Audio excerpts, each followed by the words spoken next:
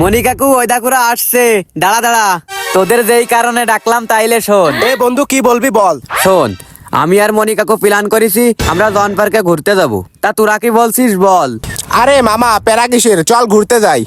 কি রে, ওইটা আমাদের ইয়াসিন বন্ধু না? আরে ওরে তো আমরা অনেক আগেই দেখছি, ওর কথা বলিস নে।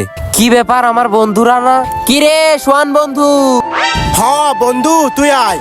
ওরে আল্লাহ রে, এ কি কথা, আমার বন্ধুরা আমার সাথে আড্ডা দিতে মাঠে আয়েছে। এই তোরে বারবার করে বললাম না ওরে ডাকিস নে, তারপরেও ডাকলি কেন? এ ডাকলাম তা তোর সমস্যা কি, ও আমাদের বন্ধু না? এই তোরে একটা কথা বলি তাইলে শোন, ও লোকটা গ্রামের চাষা, ওরে নিয়ে গেলে আমাদের মান সম্মান থাকবে? এ ও গ্রামে চাষা বলে কি কোনো মানুষ না?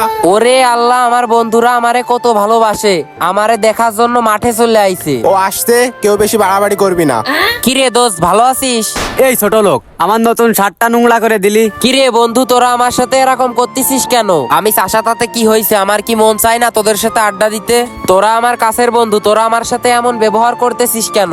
আমি চাষা, তাতে কি হয়েছে বল? আসলে আব্দুল্লাহ তোর কিন্তু অনেক বেশি বেশি হয়ে যাচ্ছে। এই বেশি বেশি মানে চাষার স্ট্যাটাস আর আমার স্ট্যাটাস কি এক? বন্ধু তুই এরকম বলতে পারলি? এ দে সর, তোর গাল দে সাপ ছুটতেছে। আব্দুল্লাহ বন্ধু বন্ধুর মতো থাক, তুই ওর গায়ে হাত দিলে কে, অতিরিক্ত করিস নে। সোয়ান তুই থাম, আমি বলছি শোন।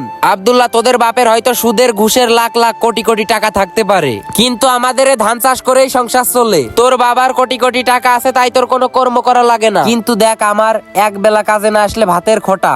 আমার কি মন চায় না তোদের মতো বাইক নিয়ে ঘুরতে? শুধু পারি না কেন জানিস? কারণ আমরা মধ্যবিত্ত। শোন, তোদের কর্ম না করলেও চলে, কারণ তোদের বাপের কোটি কোটি টাকা। তোরা ভাই সকলে ভালো থাক, আমি যাই। সত্যি বলতে এই সমাজে মধ্যবিত্তের কোনো মূল্য নাই।